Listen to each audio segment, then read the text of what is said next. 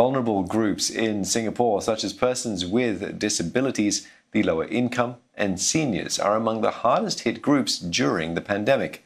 On the ground, social challenges have also evolved. As part of CNA's Year Ahead series, Nisha Rahim looks at how social services have increased in both demand and complexity. Help has been pouring in for low-income families ever since COVID-19 struck. No one has been spared from the pandemic, but low-income families are one of the hardest hit groups. Charities like Beyond Social Services wants to do more to soften the blow. More than $3 million have been pumped into its Family Assistance Fund, which has benefited more than 1,900 families. The charity says the income of these families has dropped by as much as 72%, and they constantly worry about basic needs. People don't have the bandwidth to think very clearly. When they are constantly worried about their next meal and stuff like that, they don't make good decisions, and maybe some even give up hope. So I think, I'm not sure, we'll probably never become that welfare state, but there has to be some reassurance. Employment is also a concern for persons with disabilities or PWDs. 42-year-old Shahid Sanwari has a neurological condition that affects his mobility. Due to his condition, he was asked to leave his job last year. I feel that people with disability will have a lesser chance compared to the normal with the people with no disability, and if the company want a person with disability, I'm sure they won't be hiring like 2 or 3 people with disability. I think they will just take one. After being unemployed for about a year, Shahid turned to SPD, a charity that helps PWDs.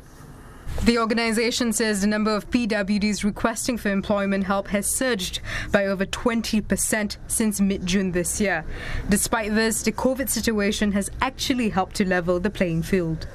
It may neutralize, because previously people said, oh, you have to come to work. But now that job is done from home, right? So whether somebody on wheelchair is finding it difficult to go back to workplace doesn't really matter. So we say that. So I hope those are the things that employer, public sector, private sector, all have to think openly. Many social service agencies also look towards digitalization due to safe distancing measures. Care Corners switched to online programs for the elderly.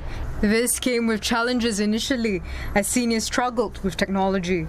But the charity says there's an impetus now. Even its staff are picking up new skills, and there should be more training if they want to ride on this wave of digitalization. This whole idea of how do we, in a sense, creatively design systems that would be able to withstand crisis. So if there's a wish list, it's really to kind of be supported with a new set of both management leadership skills that will be needed for us to, in a sense, innovate and transform the entire social service sector. Amid the challenges, the government has rolled out various schemes like ComCare and the Courage Fund to help the vulnerable. ComCare was extended for another 6 months for some 12,000 households, helping low-income families with necessities like living expenses. But looking ahead, one MP says more needs to be done. I truly believe that not only the top people or the thinkers are important, those who are doers on the ground are very important. So we need to deploy more resources, whether in terms of manpower or even paying the manpower better. She added that communication is also key and that the government can't do everything alone. Society needs to come together, not to just point out gaps, but also to be part of the solution.